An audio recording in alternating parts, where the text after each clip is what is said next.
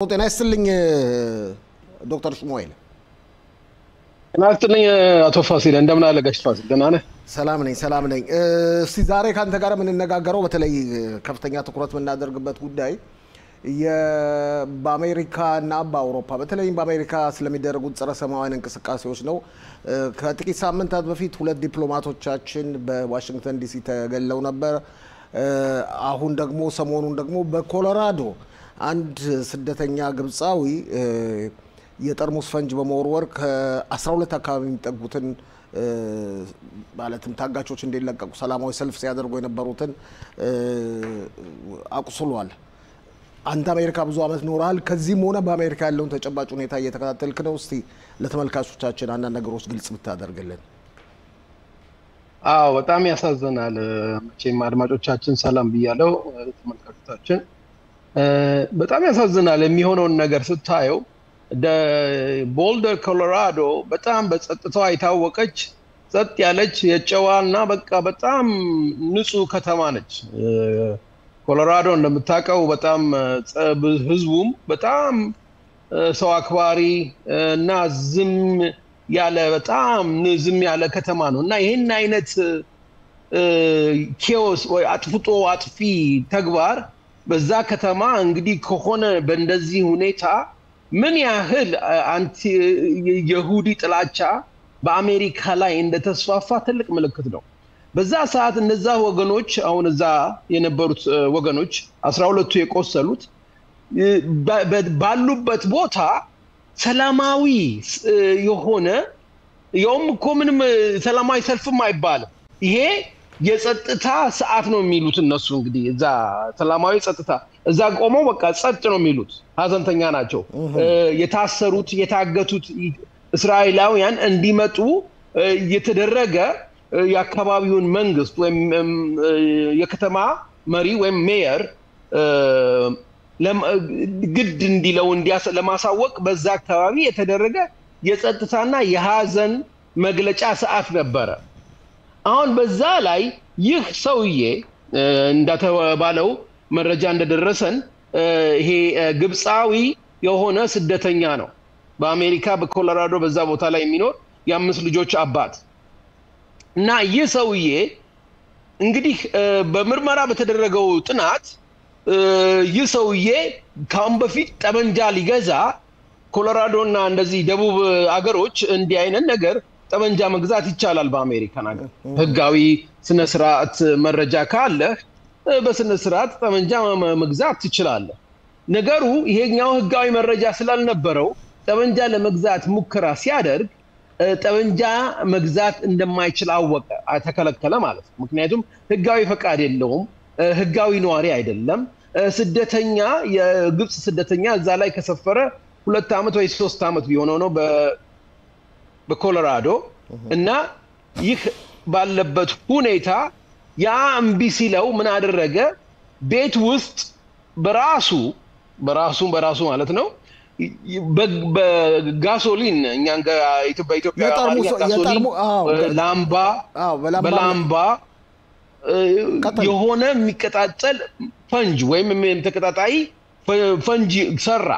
ይሄንን የሰራውን እንግዲህ ፖሊስ በወቅቱ ሲደርስ 18 ነው ያገኙት። እንግዲህ 18 ነው ያገኙት። ኤፍቢአይ በወቅቱ መጥቶ ቦታውን ሲመረምር እዛ ፓርክ ውስጥ ያስቀመጠው 18 ነበሩ። የተጠቀመው ግን 4 ብቻ ነው።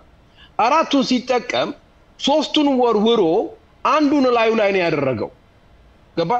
እንግዲህ ይህ ምን ያንን ያሳያል ምን ያህል ክፋት እና ልብሱ ሲቃጠል ልብሱን አወለቀው። እንግዲህ ወጪስ እሱም ቢሆን መሞት አልፈለገም። በጣም የሚገርም ነው። አንተ የምትነግረን በጣም የሚገርሙ ነገሮች ናቸው። ይሄን ያህል ግልጽ ሆነው ለብዙዎች በዜና በኩልም ያልደረሱ ናቸው በተለያዩ የቴሌቪዥን ጣቢያዎች። በጣም ነው ኤፍቢአይ ያወጣው መረጃ ነው። አሁን ገና ነው የወጣው። ገና ጥሩ ነው። ሰዓታት በፊት ነው የወጣው። እሺ ቀጥል። እና ይሄን አይነት 18 ጋሶሊን ተገኝቷል ራሱ እዛው ላይ እና እንደገና ደግሞ ራሱ ላይ ራሱን አቃጠለ። እና የሚገርመው ራሱ ልክ ሲቃጠል የለበሰው ይሄ የአትክልተኛ ነው፣ አካባቢው አትክልተኛ ነው ሰውየው። እዛ አትክልት ይሰራል። ለዚህ ነው ልብሱን ያወለቀው ማለት ነው። አዎ ልብሱ የወለቀው እንግዲህ አሁን በመረጃው ሲታወቅ ለካ ራሱን አቃጥሎ ራሱ ላይ በደረሰን የቪዲዮ መረጃ ራሱ ላይ እሳቱ ፍሌሙ የእሳቱ ብርሃኑ ሲለበልበው አወለቀውና ወረወረው። ሁሉ ነገር አወለቀው። አሁን ከሆዱ በላይ ባዶ ሆነ ማለት ነው። እና እንደዛም ሆኖ ፍልስጤም ነፃ ይውጣ፣ ነፃ ፍልስጤም እያለ ይጮሃል። በጣም እዚህ ላይ በጣም የሚገርም ነው። እዚህ ላይ ዶክተር ሽሙኤል ለማያያዝ ይህ በዚህ እንዳለ እሱ ብቻ አይደለም በቁጥጥር ስር የዋለው ቤተሰቡንም ጭምር የአሜሪካ መንግስት ኤፍቢአይ በቁጥጥር ስር አውሏል። ልጆቹንና ባለቤቱን እንደውም ከሀገር ላይ ባረራቸው እየተዘጋጀ ነው ይባላል። አዎ ግን ምንድነው መሰለ ይሄ የትራምፕ አድሚኒስትሬሽን እኔ ከነሱ በላይ አላውቅም። እኔ ፖሊስ ነበርኩ ባንዶ ልንገር NYPD ውስጥ የምርመራ አንድ ዲቴክቲቭ ወይም የምርመራ ክፍል ኃላፊ ሆኜ ሰርቻለሁ። እና በእኔ በስልጠናዬ መሰረት በዛ ሰዓት ቤተሰቡን ማሰራቸው ትክክል አልነበረም። ለምን በለኝ። አሁን ቤተሰቦቹ እኛ ምን የሚባል መሰለ ተባባሪና የማይተባበር የቤተሰብ አባል ወይም የወንጀለኛ ዘመድ የሚባል ነገር አለ። ተባባሪና የማይተባበር። አሁን እኔ በደረሰኝ የኔ ጓደኞች በNYPD መረጃ መሰረት ይህ ቤተሰብ ተባባሪ ነበረ። ተባባሪ ምን ማለት ነው? እንግዲህ ይህ ሰውዬ እና አይነት ባህሪ ሲያየው ሚስትየው ላደግበው ትችላለች። ገባ? ይሄንን ጥሩ መረጃ እየሰጠች ነበር። ገባይ ቸኩሎ ማሰራቸው መረጃ ላይ ያገኙ ይችላሉ ነው የምትለኝ? ይሄ አሁን ቸኩሎ መታሰሩ በእኛ በፖሊስ አሰራር መሰረት ጥሩ አይደለም። በእርግጥ ማስወጣት ይቻላል እኮ ማስወጣት፣ ከዛ አስሮ ማስወጣት፣ ከሀገር ማባረር ያለ ነው። ግን አሁኑ አታረገውም። ይሄ እኮ ይደርሳል።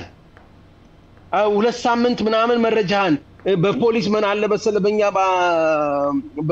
በዲቴክቲቭ በየትኛውም በአሜሪካ የፖሊስ ህግ መሰረት ወደ 15 ቀን የምርመራ ጊዜ ይሰጣል። 15 ቀኑን የምርመራው ጊዜ ይሆን ገባህ? ከዛ በኋላ 15 ቀኑ የሚመራው እስኪጣራ ድረስ ያ ሰውዬ ተጠርጣሪ ነው እንጂ ወንጀለኛ አይደለም በአይነ እየተደረገ እስካየ ድረስ። ምክንያቱም ህግ በፍርድ ቤት ይህ ሰውዬ ይሄንን አድርጓል ብሎ መረጃውን አይቶ ማህተም ማድረግ አለበት። ያን እስካልተደረገ ድረስ ያ ሰውዬ በተግባር እየሰራ ቢታሰርም ወንጀሉን እየሰራ ቢታሰርም ያ ምልክት ቢኖርም ይህ ሰውዬ በአሜሪካ ቋንቋ ምን ይባላል መሰለ? ኮንቪክትድ ይባላል። ኮንቪክትድ ማለት ወንጀሉ ተረጋግጦ ዳኛው ወስነውበታል ማለት ነው። ኦኬ እና ለማጠቃለያ 5 ሰከንድ አለህ ወደሚቀጥለው ወደ ሌላ ዘገባ ስለምናልፍ እንዴት ደመድመዋል አሁን ያለውን ተጨባጭ ሁኔታ ምርመራው በማስመልከት? ምርመራው እንግዲህ የሆነ ውሃ ተከልሶበታል። ምክንያቱም ብዙ መረጃ ሊወጣ ይችል ነበር። ምክንያቱም ይሰው የሌላ ተባባሪ ሊኖረው ይችላል። ሌላ ስቴትም ወይም በሌላ ክፍለ ሀገርም ይሄ ነገር ሊደረግ ሊሆን ይችላል፣ አይታወቅም።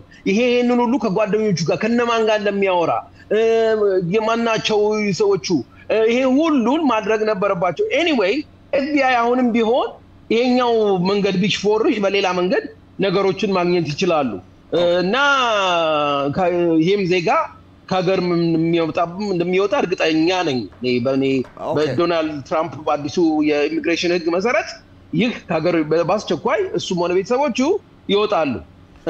ይሄ እንግዲህ ያለ ነው እና ግን በአሜሪካን ሀገር አሁን ባለው መረጃ መሰረት አሜሪካን ጂውሽ ኮሚቴ ባደረገው የ6 ወር ሪሰርች ይባላል ሆኬር መሰረት በአሜሪካ ያለው የጂውሽ ጥላቻ የእስራኤል ጥላቻ በጣም ከ80% ወደ 250% ደብል እና ትሪፕል አርጎ ጨምሯል ማለት ነው እና በዚህም ደግሞ በጣም ተጋፋጭ የሆኑት ወጣቶች ከ18 ዓመት እስከ 21 ዓመት የሆኑ ወጣቶች በጣም እና በአሁኑ ሰዓት አይሁዳውያን በአሜሪካን ሀገር ኢቭን ኪፓ ማድረግ ወይም ደግሞ የጂውሽ ማጌን ዴቪድ ያለው ነገር ማድረግ በራሳቸውና በቤተ ክህነት መሄድ ቁጥሩ ራሱ ቀንሷል። እና በጣም ያሳዝናል። ይሄ ሆነው በአሁኑ ጀርመን ናዚ ጦርነት ሊመጣ ሲል ነው ይሄን አይነት ነገር በአውሮፓ መታየት የጀመረው።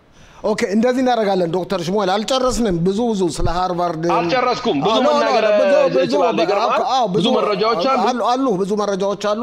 ስለዚህ ሰሞኑን በዚህ 2 እና 3 ቀን ውስጥ እንደገና ደውለን በተለይ ሃርቫርድ እና ዶናልድ ትራምፕ ስላላቸው ግብግብ ስለ አጠቃላይ ሁኔታ አንተ በሚገባ ታሪኮቹን እና ያለው ተጨባጭ ሁኔታ ስለምታውቅ እናነጋግራለን።